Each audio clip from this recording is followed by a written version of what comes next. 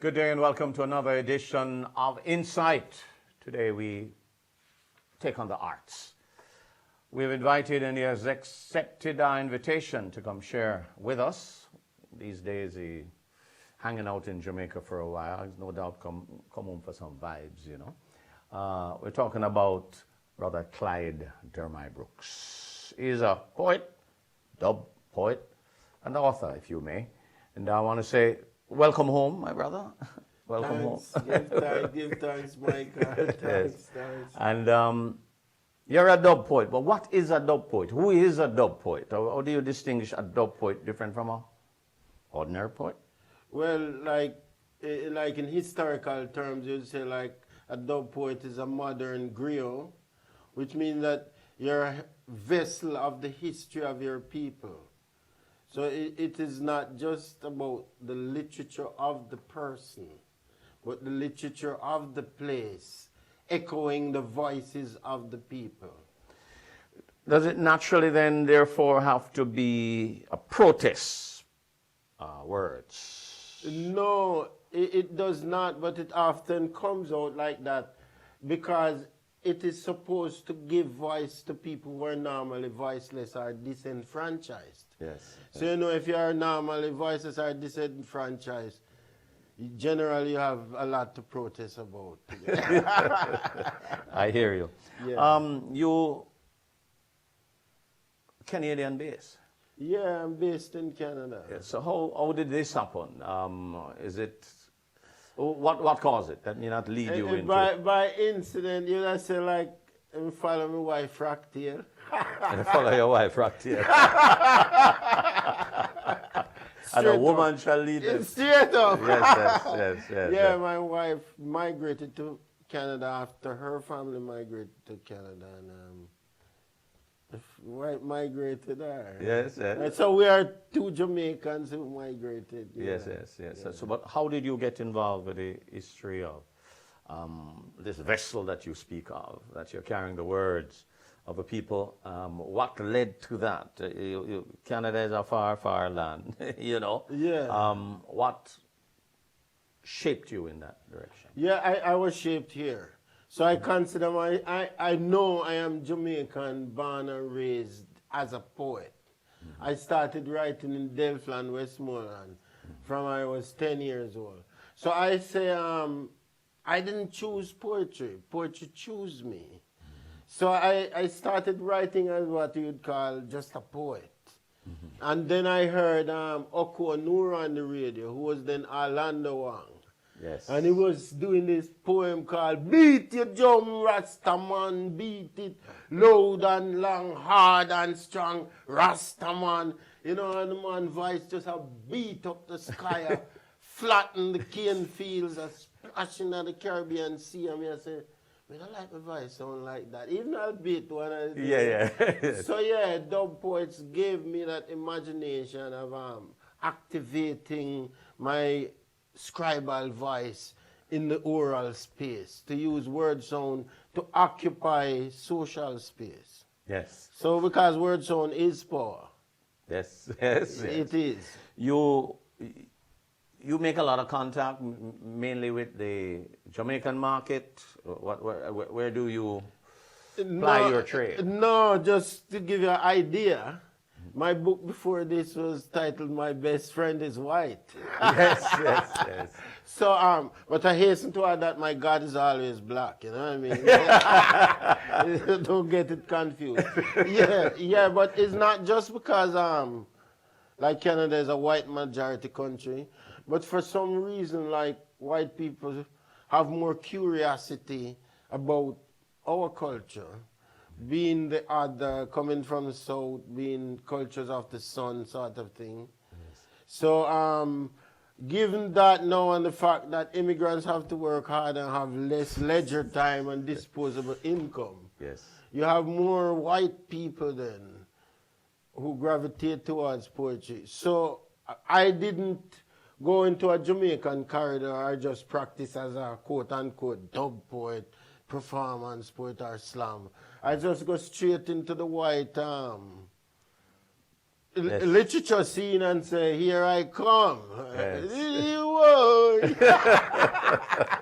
And give them some headache and heartache, but some full soul too, you know. Yes. So you don't ease back this on the market, and you're not tone it down. No, we're not dance back and we're not performing on no cultural corridor. We are like part of the Canadian scene, and we are mainstream. We're not in a side stream. Because I personally refuse to be a minority among other human beings. That's foolishness. We have like 10 hands and 25 foot and 3 dozen eye look like E.T. Maybe then you have an argument to be a minority. Yes. Look like everybody else. How can just only the color of your skin make you a minority? Yes. Minority is a mentality too, you know. Yes. Yeah. You mentioned, word and the powers at word. Yeah. Explain that to someone who says, what do you mean by words of power? Because conceptually, you say you can't be a minority as a human being among human beings. Yeah. That's a conceptual thought that wipe away all of this division and friction. Enhance that for me in terms of the words and power and concepts. All right, first thing, let's take it to the Bible. In the beginning was the Word, and the Word was made flesh. Like literally, it is the Word that created the entire universe. Is still creating the universe. Like no construction company, like what kind of engineering firm, maybe they wouldn't finish the first planet or half a star or something. So what poets, dub poets especially, are exemplifying to people is that the word becomes deed. And in fact, all actions on earth are related to some word or another, either in reaction to or as a result of a direct order or something like that. The idea was framed by words. So when we look at that now, we see like word sound is literally physics. Like how I'm talking now, the vibration is going around the room, it's going out there through the airwaves. And it's spreading that thing, and it's hitting some heartstring and head top and thing. And we call that the rhythm of human connectivity. Because whether it's Italian, Spanish, Patois, English, or whatever, Greek, when you say yo, or no, or ni hao, or buenos dias, or hello, we know that that's not just a 4-foot animal sound, that is a 2-foot animal sound. So the word sound is the rhythm of the human being and of being human. And dub poetry extrudes that and illustrates it by focusing on the word as a unit of sound first and foremost, then as an element of music, before it becomes an agent of meaning, a vessel of emotion, you know? So one could easily argue that the more you are aware of words, the more powerful you are. Yes. And that now we're into the relationship between discourse and power. And it is power that determines discourse. Like the way we talk about certain things, that way is determined by the people in power. Now, what the dub poet is saying and what literary coup is pushing is that you don't need the military to overturn things. Because since we're about ideas, and after every revolution, you have to have some kind of education, re-education program, some kind of psychological purge. We're saying that poets have the power to go straight to the mind, through the soul and the heart, and change minds. And that's how you change the world, by changing minds. So you change the world one person at a time, person per person, under the influence of dub. Yes. Who was the first dub person? Where did that come? One could always argue that dub was since the beginning of time. Yes, man. God was the first dub poet. And I think I know the word that God said. Because we know that God did not say, let there be light. because English was not yet invented. Okay. When God. So then literally, what could God have said?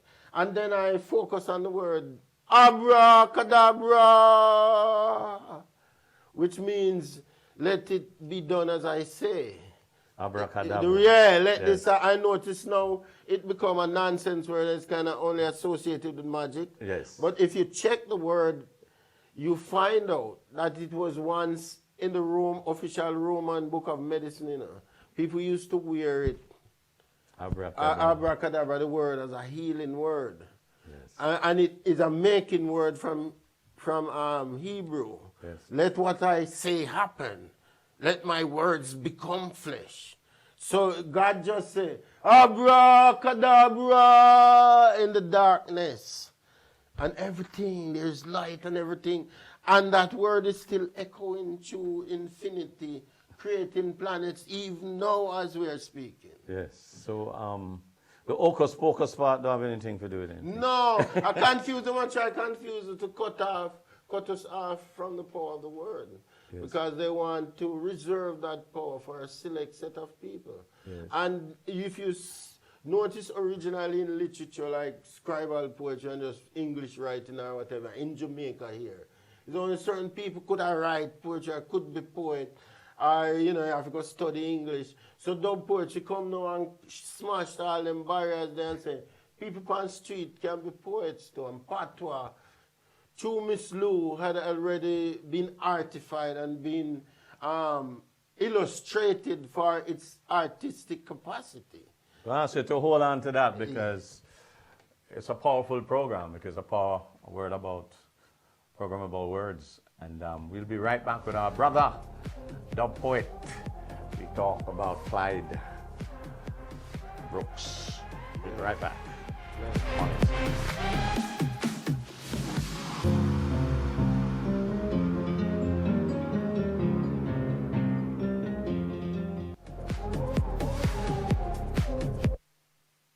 Welcome back to Insight.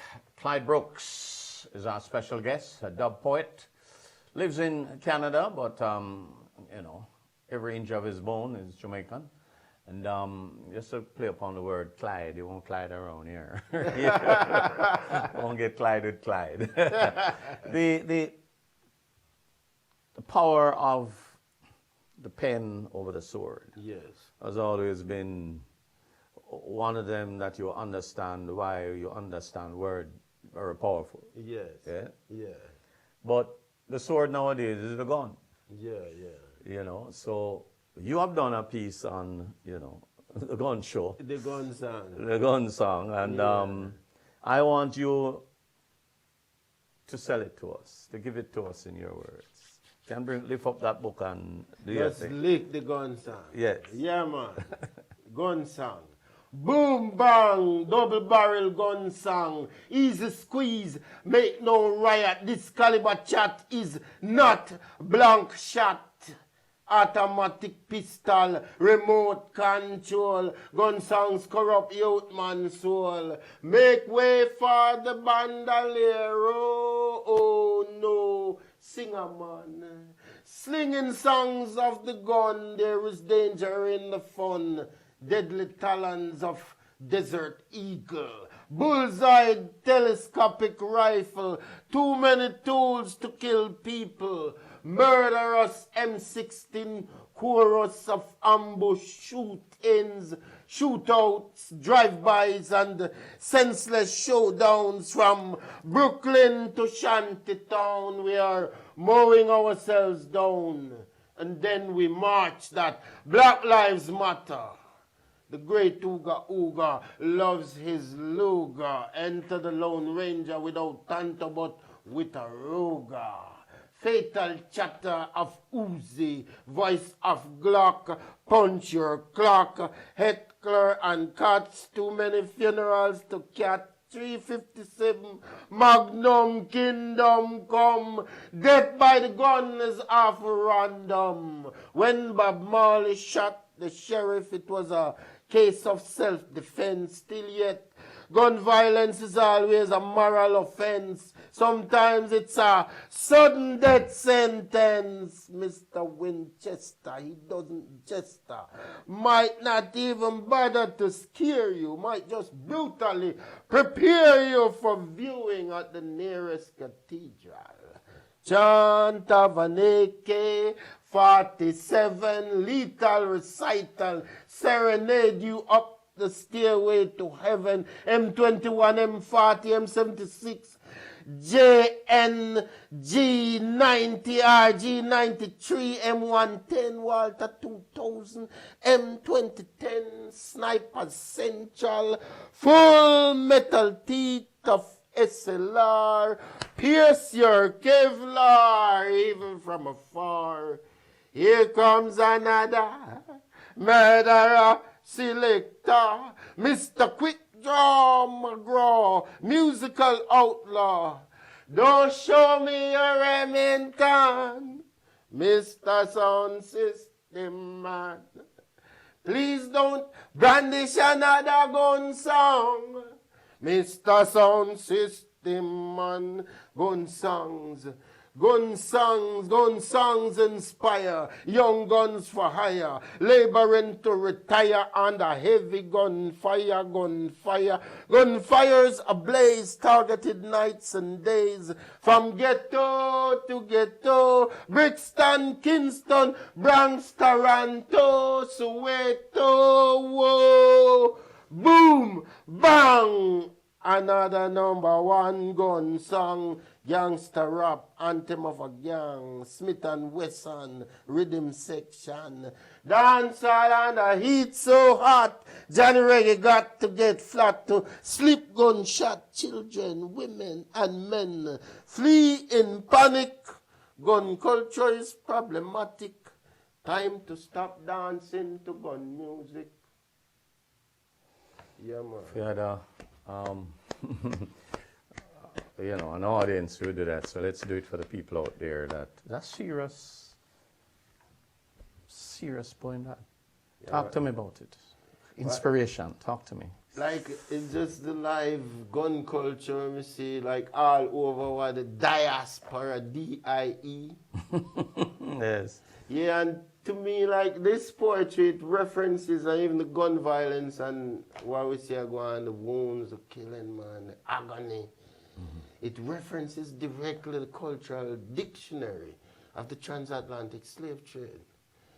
So it's like we're forward in time, but in terms of the attitude towards the black body and the black body's relationship with itself, we're still kind of stuck in that discursive loop of, you know, self-hate. Self-hate. Yeah, man.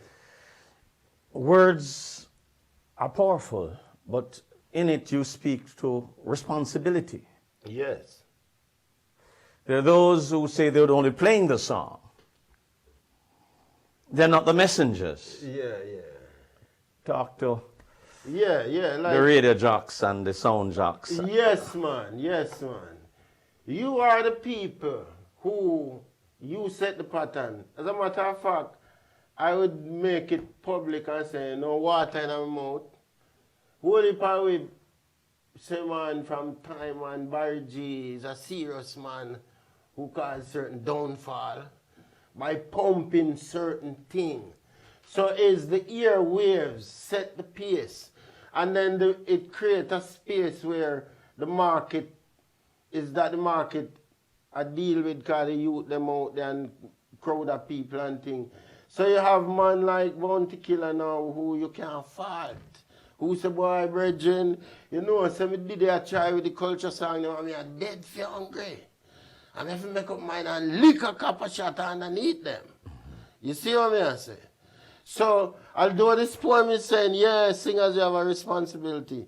We the people, the market, we have a responsibility too.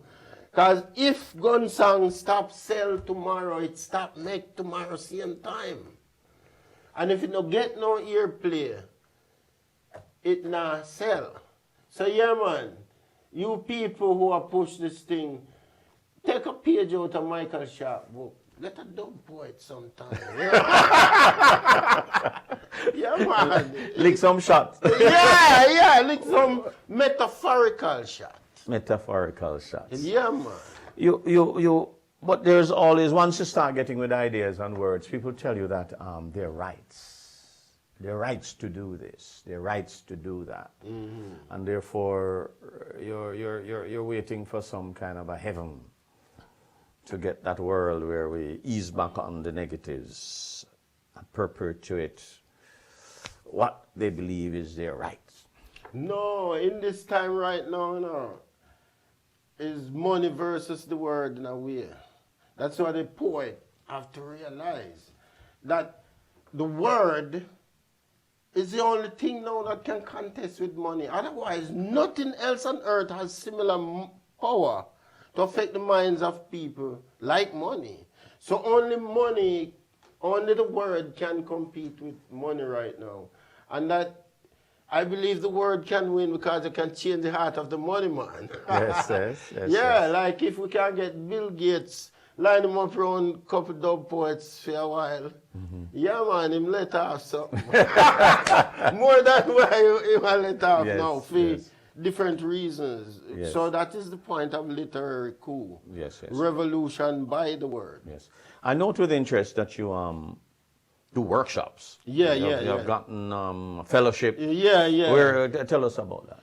Yeah, so the thing is now what I call looking beyond page, stage, and studio into what we call the social utility of the poetry.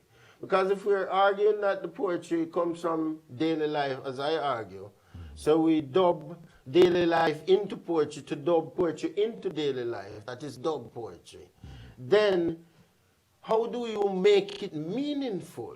So that's how I could have it as a profession. I can be a self-employed person as a poet because I'm not just waiting to perform. I am doing things like working with people with learning disability, working with people with mental health issues, and we apply the poetry in that thing because it's good. It's good like that. There's a lot of social utility in the poetry. And it brings out the general social utility in the word itself. Like, for example, the therapeutic value of the word. You know what I mean? How the word can help self-rehabilitation. I give a quick story. We talk about the gun and the word. Yes. Like, literally, this happened to me. A man hold me up one time up standpipe there. And you know, me use my mouth and hold my back. He said, Roger, you hold up anybody before me? And he said, why? He got nearly jump out of man. The last thing I try, I expect. I said, bro, if you hold up anybody before me, brother, I beg you somebody call me this. Me up I get $10 from him. And I said, boy, you have to go shoot me, but you are the worst gunman in Jamaica. This is not your business. You set up a wall of a man and you lose. You lose $10. A man take money off you with the mouth. And you know, so after that conversation that we have, it changed the brother in life. About 7 years after that, I come from England, come to the airport and I talk. You see me and the mate, they laugh and thing. You know me, I broke. Yeah. And a man said, yo, come here, security guy. Come over here, son. I said, where's the security guy that I look for? I'm going to hold a story there because it's so nice, but I have to take a break. We'll be right back on Insight. Yeah.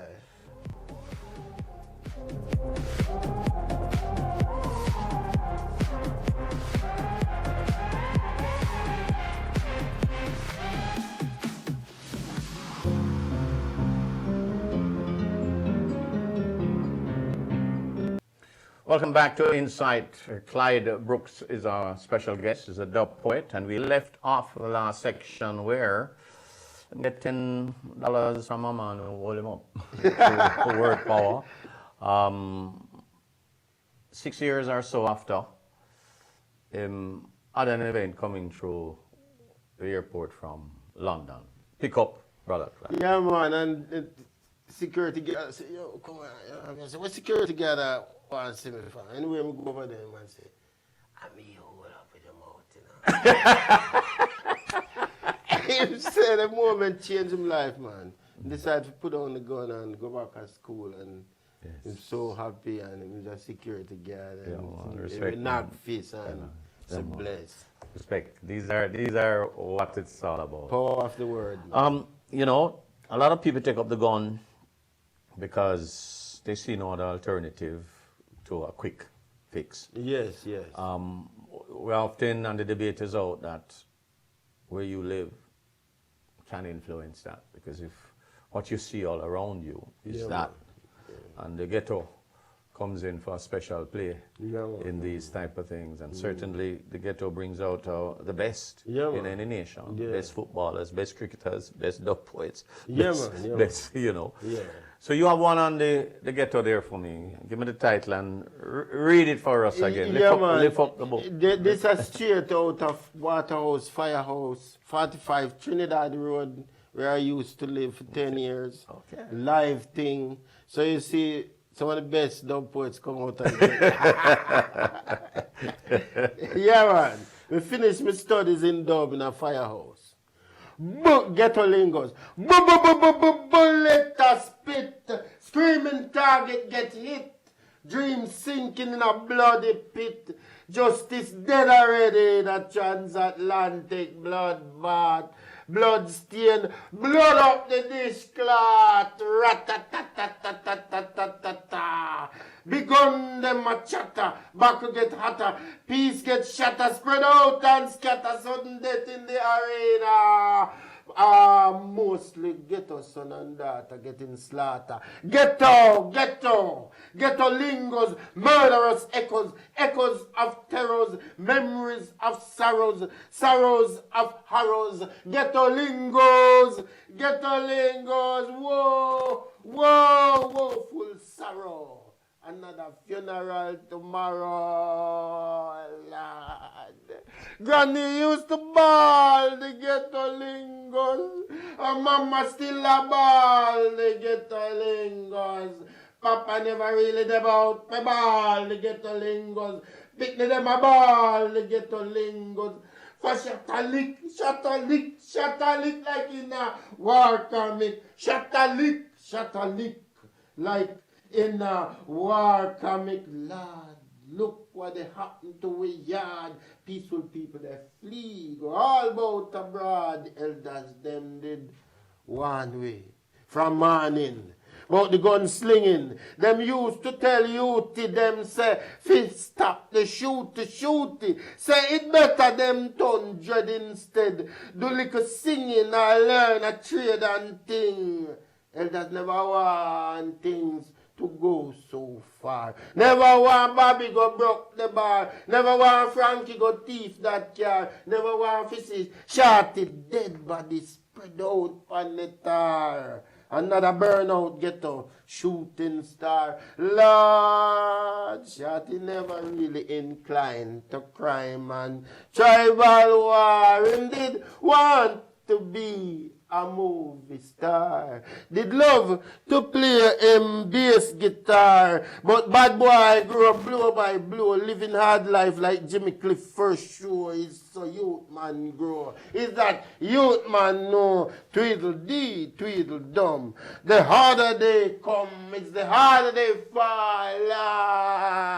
Lord, Chucky must have did bad lucky. Never know himself till him back against the wall. Granny used to ball the ghetto lingos. Mama did a ball the ghetto lingos. Papa never there for ball the ghetto lingos. Pick the them ball the ghetto lingos. Morning, noon and night the ball the ghetto lingos. For Shatalik like in a war comic gunshot. The shower like rain, blood clog every drain, palm bloody lane. Long time people in the lane weeping in vain. Blood, they spill out now upon the main. Blood stain, pain, the real freedom train. How much more blood stain can this little island contain? Yeah, a relevant message in a relevant time. We talk about the gun and we talk about the place where people live. Despite the warnings, Shapre look like a war comic. But I'm not comic, I'm a gimmick. No, live. A serious thing. And then we speak of the vicious cycle. It just perpetuates itself. As you kill my father, I come to you something. Yeah, man. Eventually. Cycle of violence, you know. Cycle. We have to break it. Have to break it. We have to. You mentioned though that you Waterhouse Firehouse, you were there, but somehow you were like a third person. You were looking at it. Yeah. Almost. Yeah. You see In that? it, but a detached recording and reporting. You see that? So where did that come from? The ability to do that and not be consumed by it and not duck and end up on the tar. It is understanding the duty of the scribe, of the record of history of the griot. So it is my role to be there, to be not of it, but be still in it, to sponge up the emotions, to can transmit that energy to here and now, but to not be corrupted by it. It's like how a social worker have to deal with certain levels of trauma, how a nurse or a doctor have to manage themselves. Yes. So that because if you plug in too much, it can overwhelm you, it can destroy, it can consume you. And most dangerously for an artist, you can get what you call compassion fatigue. That is real. Yeah. Something a journalist reporter have to watch themselves. Yeah, you know what exactly. Go out there and you see someone, you become, yeah. you reach a stage you can become numb. Yes. And that's I guess that's an expression of the fatigue as yeah, well. Yeah, man. Yeah. You eggshell. Yeah. You're hard outside while you're soft inside. But take me to the decision to write books. How did you publish? Give me a sense of what led you to be an author. Well, I began writing, as I say, scribbling from I was 10. So there was something in me. Pablo Neruda mentioned it, you know. Pablo Neruda, a great Latin American poet. Is that the trees start talking to you, the river, the birds and the bees. That's first how you know you're a poet, you know. You start hear certain things and you start see certain things differently. And then all of a sudden, you have to write them because you have to record them. You have to journalize these sense impressions. And as you journey through that journaling, you develop your skill and you develop your art. And I've been lucky to have been like mentored by like some of the best Caribbean writers, some of the great teachers, Mervyn Morris, Eddie Barr, Kamau Brathwaite, Lana Goodison, Olive Senior, you know, Michael Anthony, the list goes on because of the association with the University of Miami and the James Missioner Fellowship and Caribbean Writers Summer Institute. And I wrote for my best job in life ever. I wrote for 3 years at Canewood with the Blue Maho series. And coming back to Jamaica has been like great for me like that because I wrote in the series just before I left. I never saw the books before. And they have been in the schools and people tell me like, yeah, we see your stories, we see your poems. Yes. So I've been a professional writer for a while. Wow. Yeah. So this particular book, Literary Coup. Literary Coup. Yeah. When did that come from? Where did that idea come from? The name, the title? Yeah. It comes back to my discourse that it is the word. So is this gun and word? Yes. Tension again. Yes. So it is saying the military line from it like military coup, power for a few. Literary coup, people power renew. So the idea is that when you take the gun to take over the government, it's fewer people can access that power. But when you use word sound to take over a society and transform the discourse, you're giving access to everybody because you're opening their capacities to affect the narratives and discourses of their nation, of their society. And we seek to empower them. So I come back to the workshop thing. This is not just about me. It is about the literation of the people. So every solid dub poet who is functioning in the graphic tradition, then you have literacy as part of your literature campaign. So I call myself a literary evangelist. And teaching people to read is part of the thing. Indeed. That empowers them, indeed. We'll be right back on Insight.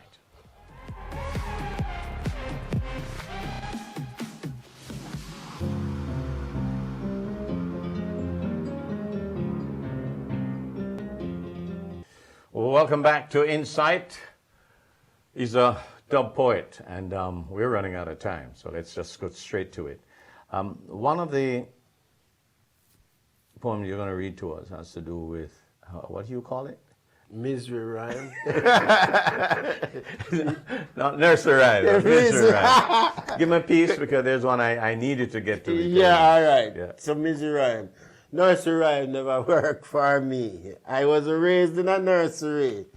Grew up long time before Google, when only firewood came in a bungle. Before the world got so attached to electronic screens. When people used to run things, then things didn't run people. Those days before TV turned family member and regular babysitter. Before computers acquired superpowers. Life seemed green, clean, simpler. Before telephones started to get smarter than their users, as machines seem to be getting more loving than human beings. Meanwhile, being human now seems to mean consuming, excreting, resource depleting, prisoners of credit rating, cultivating a growing cost of living, mountain to climb, punch clocks chime, nickel and dime over time. Sleaze, slime, white collar crime, prime time warmonger paradigm, system errors sublime, misery rhyme, Jack and Jill run up Blackberry Bill, merrily heading over Blueberry Hill, chasing thrills with all sort of pills, now chilling up there still, overdosing on free will, while Humpty Dumpty family ball fall. Humpty Dumpty didn't really fall. A terrorist shot him off a wall in a mall, and all the best doctors, all the best nurses couldn't help poor Humpty Dumpty after all, pronounced dead on arrival at General Hospital. Humpty, don't know, we know the true story about Humpty. You got shot off a wall in a mall. Yeah, that's a true story. I know, we know. That's really modern in terms of smartphones being smarter than their users. Yeah. And, the love is greater in the machine than in the people. Yeah. It is a recording of the times. It is a recording of the times. It is. And it was begun in 1980. 80s. The 80s. So from then, that 1984 George Orwell vibe. Yes. And I updated it in the, you can see the, in the modern times. The 21st century. Yes. Let's now delve into a little more of you. Yeah. I'm a brother from Delve land in Westmore land. Moreland. The one, you got your name, but you changed your name in parts, because some people know you differently, right? Yeah. So explain that part about your name. Yeah, well, the name, the Klyde Brooks, Klyde is a good example of what dub poetry does. I changed the spelling but keep the sound. You see? Yes. So you see, Klyde Brooks is Klyde Brooks. Yes. Klyde Brooks is Clydebrooks. Yes. And since I've returned to Jamaica now and kind of resync with my family and felt, I say, well, I'm a KS, not an X.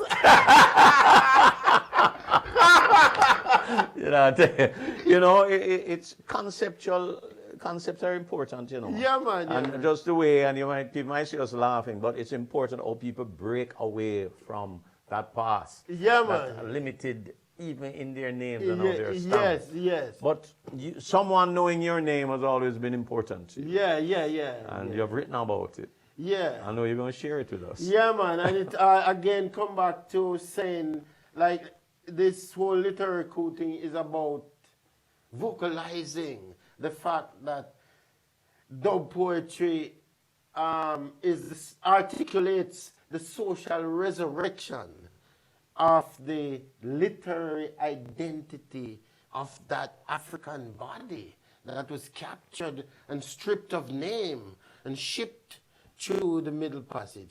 This poem deals with that, you know, and how that works out in this prison island situation that is the Caribbean.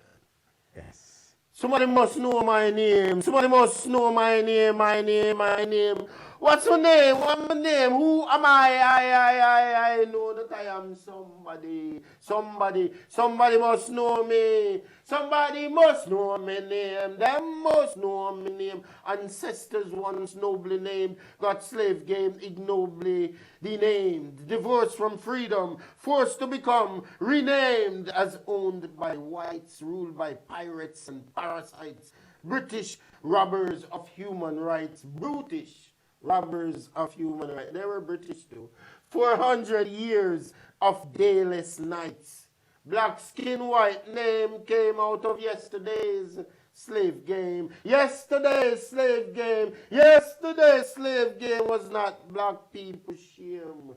Tomorrow shouldn't share this sorrow, shouldn't bear any blame. Today is the day I aim to reclaim ownership of name within the shape of the frame. Somebody must know my name, them must know my name, must know my name. Look across at I. Looking down is a lie. Don't even try to treat me like E.T., the little shy guy who would drop out of the sky.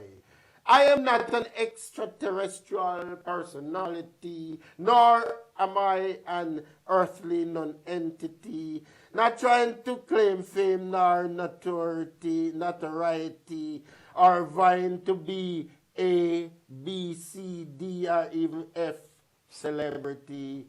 Yet whether known or unknown, even if only me, I myself alone know my name, since I am surely somebody, then somebody must know my name. Them must know my name. Must know my name. Somebody must know your name. Yeah, man, yeah, man. And stripped of it. But you passing through, you're going back eventually to Canada. Yeah, man. Back to the fractal. No, you know what? Me get cut off. Right? You get it? That's story. That's right. 14, Yes, but, yes. yeah. All right. All right. Following the path that led originally. Yeah. How can people get to hear you again? Oh, What's going on? Yeah, wow, yeah, thanks for asking. We're doing, if you want to get a taste of this live and direct, you know, more live and direct than this. Yes. It is at Verbal Medicine on January 31st, 6 to 9 p.m. at Ivy Green Medical and Dental Center, upstairs there. Actually, my brother's building, right? Yes, yes. So Dr. Brooks is endorsing Double Brooks to do verbal medicine. We're going to practice verbal medicine on top of the Ivy Green Medical Center. Yes, for yes. just one night. And it's only $1,000, and we have tickets on sale. Okay, can I ask a question? And Yes, yeah. Ask a question. Go ahead. All right. Which question I will ask now? How did dub become a part of reggae jargon? Okay. Well, who must answer that? Anybody, them call you later or something? Yes, all right. All right, you tell me the answer off here. So that is right. Yeah. Yes. But help me though, because you know you've been living in Canada for how many years? 26. Actually. 26 years. Yeah. Coming through Delve land. Yeah. Yes. What school did you go to? Cornwall College, man. The original CC. No disrespect to my Klyde and college friends. Big shout out for winning the D Cup. We're going to take it from you now. I want an A cup, though. I love that. I know you're a man of words. So once you A get- plus cup we have a Yes. win. So I hear you touch, knee high, and when I heard you with the China thing, this come on, a linguist. What were your favorite subjects in school? Yeah, my favorite subject in school was English, obviously. And then, Spanish and Latin. So I'm a language guy. And I think, like, studying Latin helped me to be a poet. Like, Satabo, Satabis, that's how we used to call our Latin teacher, Satabo. Satabo, Because, Amo, amasa, mata, mama, samata, samunt. Yes. Amant. Amant. Wale di Scipuli. Yeah. Wale Magistra. Well, my thing at Calabar was that Latin killed the Romans was coming to kill me. So I wasn't going to have much of this. What about this book you have? It's a tribute to a special lady. Miss Lou, man. A tribute to Miss Lou. And the title poem says it. Because part of the thing about the dub poetry, now for me, my project, is to establish the width of its roots. Because some people have it as just being born in a prison. You know what I mean? And dub poetry is the product of dub culture. And dub culture is about Atlanticization and hybridity. The blending of cultures. When the European cultures and the African cultures clashed, that collision after a while became a dance. And this dance is dub. Okay. Yeah. Okay. Yeah, and so we have, dub poetry is not just a patois thing. It's also an English thing. As a matter of fact, a dub poet just win the T.S. Eliot Prize of Poetry. Okay. Roger Robinson from Trinidad. Okay. Yeah, man. Okay. Yeah, and that is a scribal contest. Yes. And I won the Hamilton Arts Award for Literature with a book of dub poetry. The first writer of color to win that. Yes. And the second writer to win it is the big writer who write Book of Negroes. So, like being the first writer feels good. If the second writer is that big writer. I like that. You hold workshops. Yeah, man. What would a typical workshop be like? What do you tell people? You teach them how to write? Yeah, but how to write in the digital space and how to create collectively. So I would love to do a workshop like that at Jamaica. What we do, we set up we hook up the projector to the laptop. And for example, I'm going to use it for a specific purpose now, conflict resolution. So two sides of a conflict, I bring you into the room and I say, well, we negotiate how many words we're going to need to settle this conflict. We're going to need either 30 or 60 words. And then the two sides have to choose the words, and then we throw them up on the screen. And then I will arbitrarily kick out a word and say, no, man, I don't like how it looks or something. Yes. Just to test you to see what's the basis for that word. Conflict. And then we end up with the keywords for the conflict. Yes. And then we let people write a joint conflict resolution statement together after we argue through the issue like a poem. Yes. So, yes, My brother, yeah. the time has come. I know it was going to run out on us. Like but it could go on as you forever. say, January 31 at January 31, Ivy Green Crescent. Ivy Green Crescent, 6 to 9 p.m. Check it out. It's All good right. stuff. Verbal medicine from All right. Literary Coup. Come get injected. Thank you, Miss Lou, Rastaman too. And Michael Sharp. All right, my brother. Take care of yourself. Yeah, bless. Michael Sharp wishing you pleasant viewing.